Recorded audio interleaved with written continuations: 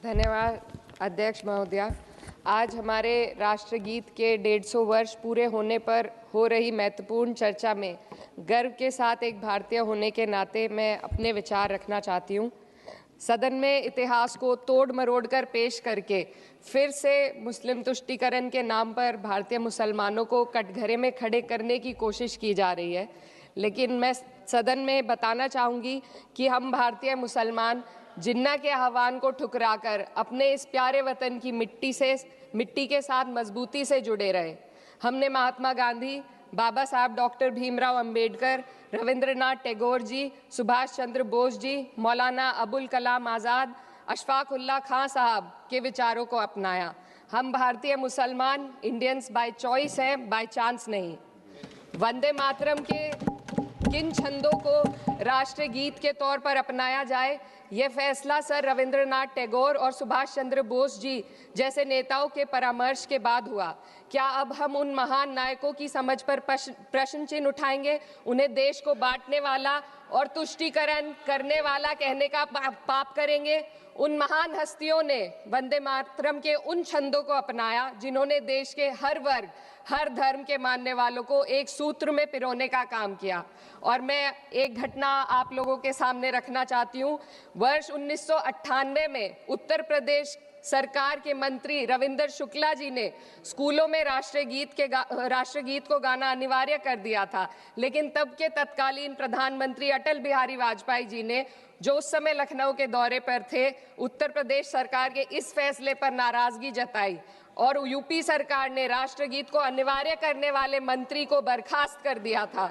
अब मैं सत्ता पक्ष से सवाल करना चाहूंगी।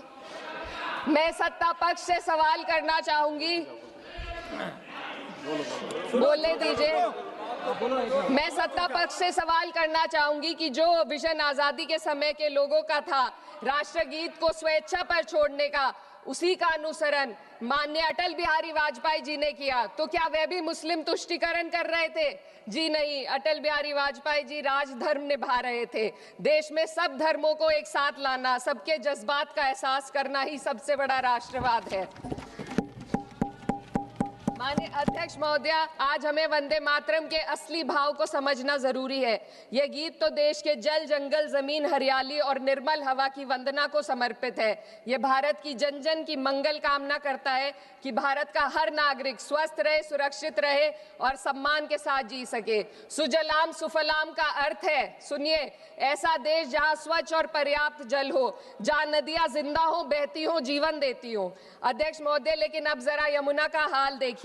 दिल्ली प्रदूषण नियंत्रण समिति की 2025 की रिपोर्ट बताती है कि यमुना के कई हिस्सों में बीओडी स्तर 127 mg पर लीटर है तक पहुंच चुका है, जबकि किसी जीवित नदी के लिए ये 3 mg पर लीटर से कम होना चाहिए। ये सिर्फ नदी का संकट नहीं है, ये किसान का संकट है। नमामि गंगे के नाम पर हजारों करोड़ रुपए खर्च हो गए, लेकिन सच्चाई ये है कि आज भी गंगा और यमुना के किनारे किसान मजबूरी में उसी जहरीली पानी से खेती कर रहा है। वही जहर अनाज में उतरता है और वही जहर किसान की जिंदगी को धीरे धीरे खत्म कर देता है। अध्यक्ष महोदय, जब पानी जहर हो जाएगा तो सुजलाम कैसे होगा? जब किसान बर्बाद होगा तो सुफलाम कैसे होगा? मलयज शीतलम, मलय का अर्थ है मलय पर्वत से बहने वाली ठंडी, सुगंधित, चंदन जैसी हवा जो जीवन देती है, बीमारी नहीं।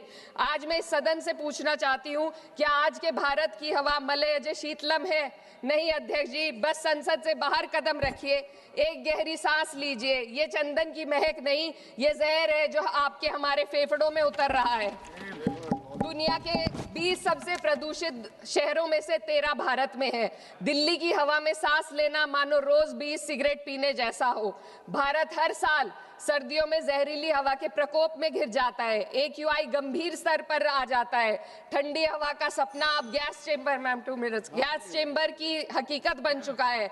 हम वो देश हैं जहां सरकार प्रकृति पर बने गीत का मान मर्दन तो करती है, पर उसी प्रकृति, जंगल, हवा, पेड़ को बचाने वाले कानूनों को धीरे धीरे खुद ही खत्म कर रही है। ये है आज के हमारे मलयज शीतलम की अफसोसजनक सच्चाई। अगर हम हवा को साफ नहीं कर पाए तो न सुजलाम बचेगा, न सुफलाम बचेगा। माननीय अध्यक्ष महोदया, सस्य श्यामलम का अर्थ है ऐसा देश जहां उपजाऊ जमीन हो, जहां खेत फसल से भरे हो और किसान कर्ज और निराशा में न डूबा हो। आज किसान सिर्फ मौसम से नहीं लड़ रहा, वह प्रदूषण, नीतियों की बेरुखी और सिस्टम की नाइंसाफी से लड़ रहा है। एक तरफ कॉरपोरेट के लोन माफ होते हैं, दूसरी तरफ किसान को उसकी वाजिब एमएसपी भी नहीं मिल पाती है। आप ग्लोबल सुपर पावर बनने की बात करते हैं, लेकिन हमारी पर कैपिटा इनकम दुनिया में 136वें नंबर पर है। हम अपने छोटे पड़ोसी देश से भी पीछे हैं। हमारे लोग $2,500 तक भी नहीं कमा पा रहे एक साल में, और जिन अरबपतियों की ये रक्षा करते हैं वो इतना पैसा एक सेकंड में कमा लेते हैं।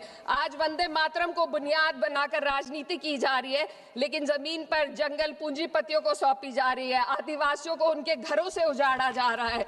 मातरम में जो मात्रा माता है वह सिर्फ मातृभूमि की वंदना नहीं, वे इस धरती की हर नारी, वे इस देश की हर बेटी, हर महिला के सम्मान की बात भी करता है। लेकिन आंकड़े अगर आप देखेंगे, एनसीआरबी की हाल की रिपोर्ट के अनुसार, मैम जसवंत के अनुसार देश में हर वर्ष लगभग 30,000 से अधिक बलात्कार हो रहे हैं। यानी एक दिन में 80 से अधिक महिलाएं यौन हिंसा का शिकार होती हैं, और ये सिर्फ दर्ज मामले हैं।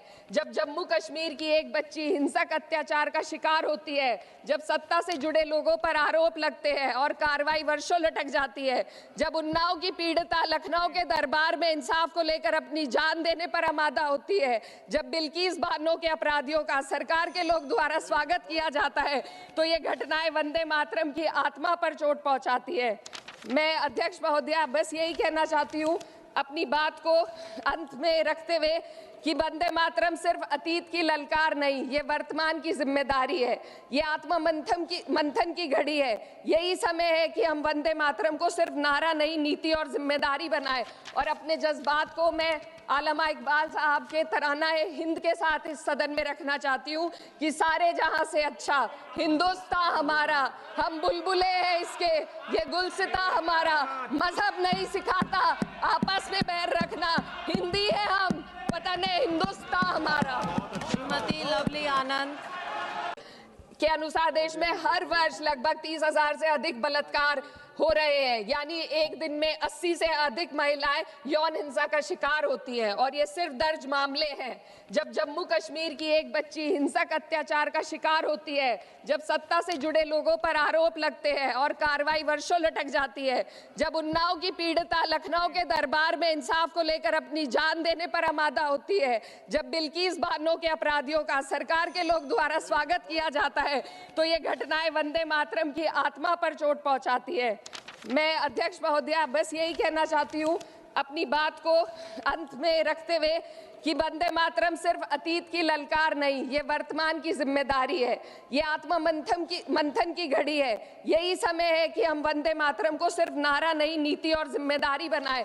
और अपने जज्बात को मैं आलमा इकबाल साहब के तराना हिंद के साथ इस सदन में रखना चाहती हूँ कि सारे जहां से अच्छा हिंदुस्तान हमारा, हम बुलबुले हैं इसके, ये गुलसिता हमारा, मजहब नहीं सिखाता आपस में बैर रखना, हिंदी है हम, वतन है हिंदुस्तान हमारा। श्रीमती लवली आनंद